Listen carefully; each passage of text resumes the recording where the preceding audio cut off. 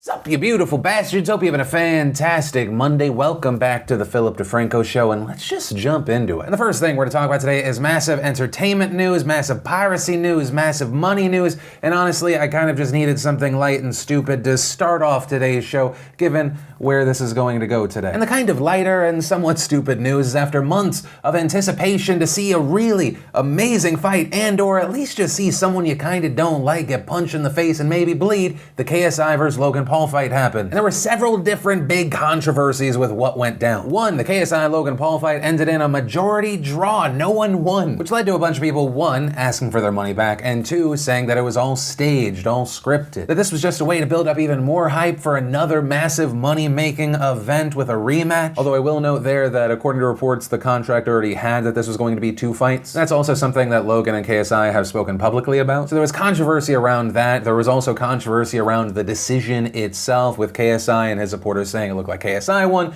Logan and his team saying it looked like he won. You also had people saying that it was making a mockery of the sport, that this event shouldn't be happening in the first place. Although you did have some professionals like boxer Anthony Crolla saying that the two deserve credit, adding what they've created is unreal, and to sell the Manchester arena out and the buys they're gonna get on YouTube is unreal. Absolute businessmen. But on that note of money and on that note of business, I will say here, one, it looks like a massive amount of money was made. That arena is huge, and according to reports, tickets range between $100 to $600. And that's on top of the pay-per-view that was sold for $10 and at one point had over 800,000 people watching on the YouTube stream. But there was also controversy around the number of people watching this stream, because while the official stream at one point had around 800,000, the number of people who watched illegally on Twitch surpassed 1 million. Reportedly one of the single largest pirated streams that was on Twitch at the time, at over 400,000 people watching. And while there were some people that were surprised by these numbers, why? I'm not saying that it is okay, but this happens with most every large live streamed event. It's something that may have also fueled people watching the pirated stream. There were reports of technical problems with the stream, some saying that it crashed for them. And obviously when you get technical difficulties, there's the question of, okay, well maybe it's their internet, their computer.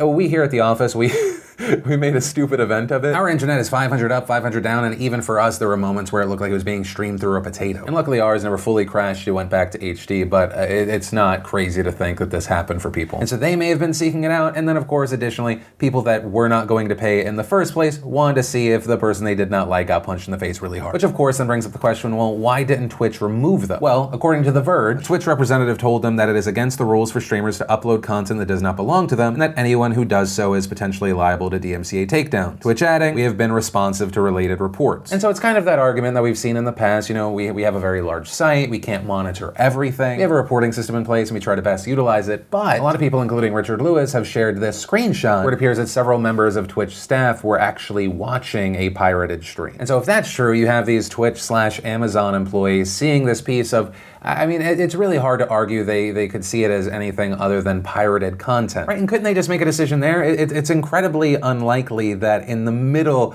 of a live pay-per-view event, the people putting on that event went, hey, you know what? Let's give a free license to stream this to just some random person on Twitch real quick. Actually, you know what? Like 50 people on Twitch real quick. The main point, that's why there was a lot of criticism of Twitch, and also people happy they didn't have to pay for the event. It also started this debate of how much money was lost because this pirated stream was out there, which is an interesting question, because I feel like a good number of the people that watched that probably had no intention to actually pay. But I do wonder how much it affected the pay-per-view's bottom line. Not that a lot of people are gonna have a ton of sympathy for people that made millions of dollars from a very weird event, but from the business side of it, it's a very interesting question to me. And as far as my personal takeaway from the entire event, I actually thought it was entertaining. It was an incredibly weird 4 hours that involved some fights with people that had a height difference of like 7 inches and weight differences of like 50 pounds. I incorrectly thought Jake Paul was gonna win his fight in 1 round. Instead, we all got an image of a bloodied up Jake Paul. And as far as the final fight, even though it ended in a draw,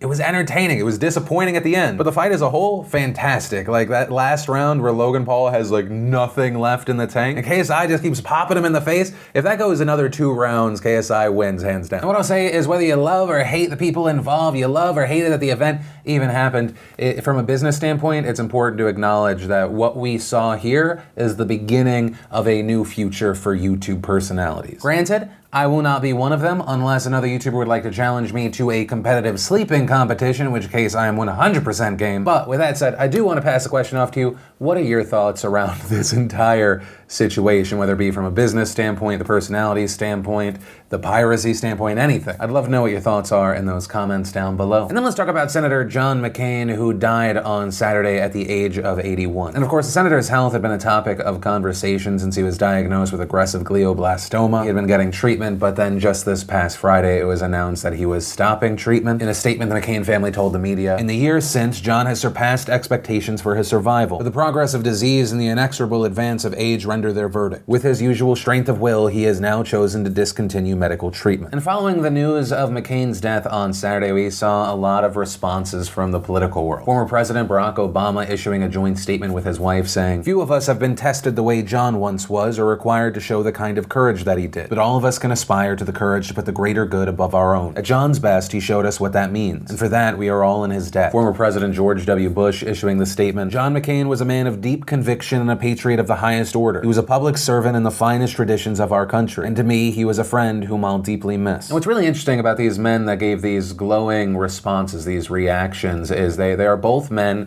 that were competitors. They were opponents of John McCain. They were both men who kept McCain from the White House. But they are also reportedly the men that John McCain requested to eulogize him at his funeral, which I think says a lot, especially when paired with the news that, according to reports, McCain did not want Trump to go to his funeral. It feels like this one final statement from McCain from beyond the grave. And actually, on the note of the Trump-McCain feud, there's been a lot of criticism as far as how Trump has reacted to all of this. Over the weekend, we saw Donald Trump tweet, "My deepest sympathies and respect go out to the family of Senator John McCain. Our hearts and prayers are with you." And he also posted the same thing on Instagram with a picture of his quote along with a picture of himself. And so there was some initial criticism of, okay, that seems like a noticeably brief statement about a storied man. Some people saying, why would you show a picture of yourself rather than the person you're talking about? But then on top of that, a news report came out that President Trump actually said no to an official White House statement that honored McCain's legacy. The Washington Post writing, "Press Secretary Sarah Huckabee Sanders, Chief of Staff John F. Kelly, and other White House aides advocated for an official statement that gave the decorated Vietnam War POW plaudits for his military and Senate service and called him a hero." But then, according to the report, he said no to that, and he instead preferred to do that tweet. Also, there's been a controversy around flags in Washington, D.C. That's because this morning, while the flags were at half-mast at the Capitol building and the nation's monuments, the one on top of the White House was at full-mast. And so to many, this was seen as an obvious statement because, according to Fox News, what you normally see is when a senator dies, the flags go to half-mast from the day that that person died to the day they are buried. But I will say it is important to point out that U.S. flag code says that flags go to half-mast the day the person dies and the day after. Additionally, it was reported that today, after Donald Trump made an announcement about a deal with Mexico, he was asked if he could reflect on the legacy of John McCain. And according to that report, he declined and instead sat silent and cross-armed as press pool was herded out of the Oval Office. And actually, with this story, we got an update from Donald Trump and the White House. Following all of these reactions, Donald Trump released a statement saying, "Despite our differences on policy and politics, I respect Senator John McCain's service to our country and in his honor have signed a proclamation to fly the flag of the United States at half-staff until the day of his interment." So there was that update. And actually, rather than going into their past and the feud even more, how I would like to end this story is to focus on just McCain. And that's because today we learned that John McCain actually left America a letter that was read aloud today by McCain's friend and former aide Rick Davis. And I'll link to the full document down below so you can read it, but just I wanted to read a few pieces. "Fellow Americans, that association has meant more to me than any other. I lived and died a proud American. We are citizens of the world's greatest republic, a nation of ideals, not blood and soil. We weaken our greatness when we confuse our patriotism with tribal rivalries that have sown resentment and hatred and violence in all the corners of the globe. We weaken it when we hide behind walls rather than tear them down, when we doubt the power of our ideals rather than trust them to be the great force for change they have always been. We argue and compete and sometimes even vilify each other in our raucous public debates. But we have always had so much more in common with each other than in disagreement. If only we remember that and give each other the benefit of the presumption that we all love our country, we will get through these challenging times. We will come through them stronger than before. We always do. And finally, do not despair of our present difficulties, but believe always in the promise and greatness of America, because nothing is inevitable here. Americans never quit, we never surrender, we never hide from history, we make history." And where I'll leave this story today is with McCain's own words on how he would like to be remembered. What do you want to be remembered for? He served his country. That's what I'd like to see. He served his country, hopefully with the word honorably on it. That's all.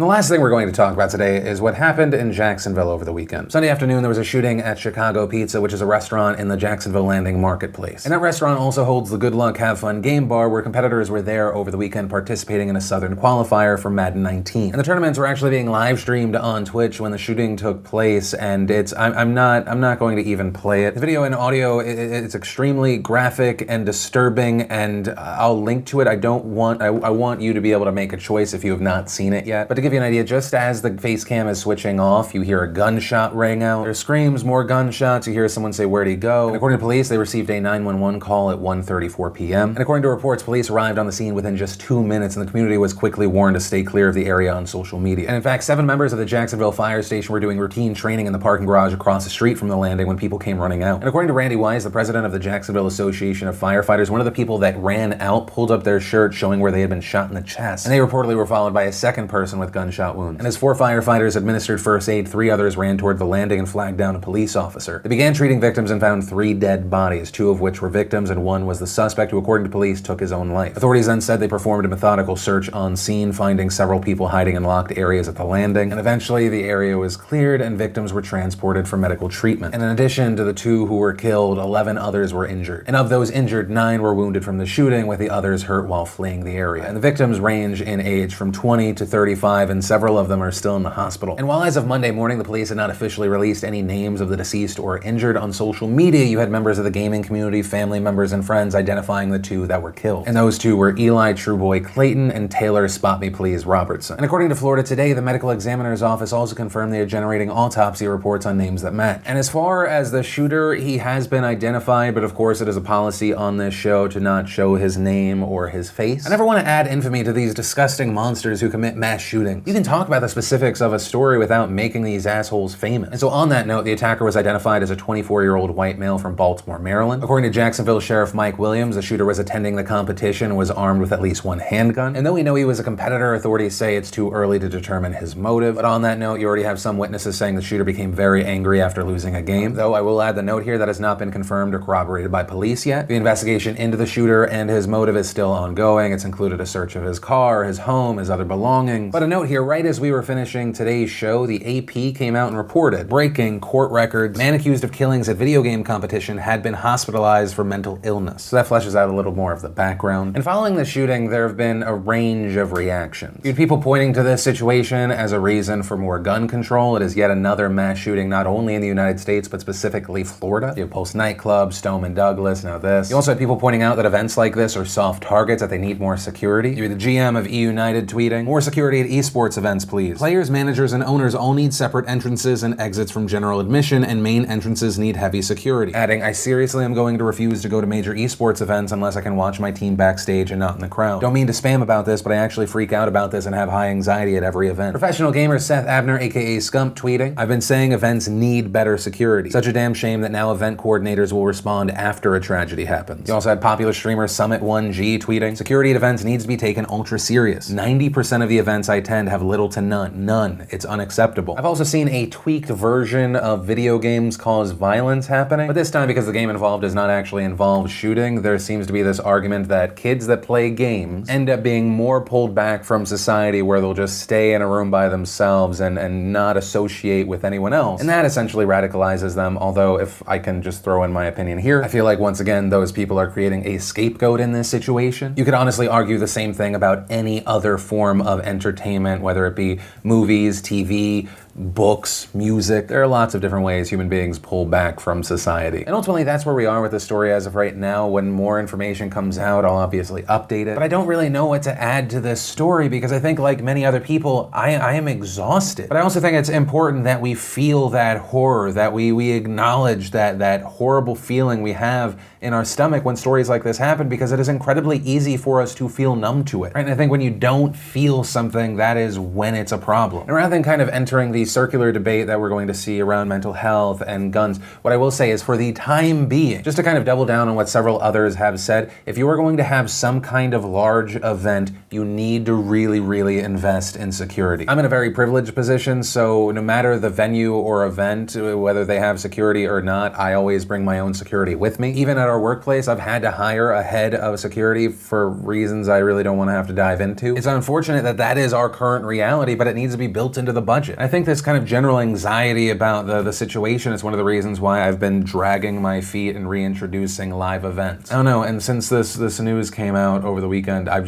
been very lost in my thoughts about it all. I don't know if it's fully coming across in video. I'm very scattered on it. And so actually where I'll end today's show, I want to pass this off to you. What are your thoughts on this situation, whether it be in relation to gun laws, whether it be security at events, whether it be mental health, whether it be video games, whatever. Let me know what you're thinking and feeling in those comments down below. And that's where we're going to end today's show. And of course, the goal with these videos is to also have a conversation about the news, whether it be the last story, the first one, anything in between. Let me know what you're thinking in those comments down below. And this is the part of the video where I normally say like, subscribe, all that stuff, but but instead, the note that I want to leave with you today is unfortunately a note that I've had to say numerous times over the course of this show, and that is love who you have while you have them, because the world is an unforgiving, scary place. If there's someone in your life that you love or care about, maybe you haven't let them know in a little bit, give them a call, because there are people that are no longer on this planet, that no longer have that ability today. And I mean, that's the thing, is that happens every day. But yeah, that's where I'm gonna leave it today.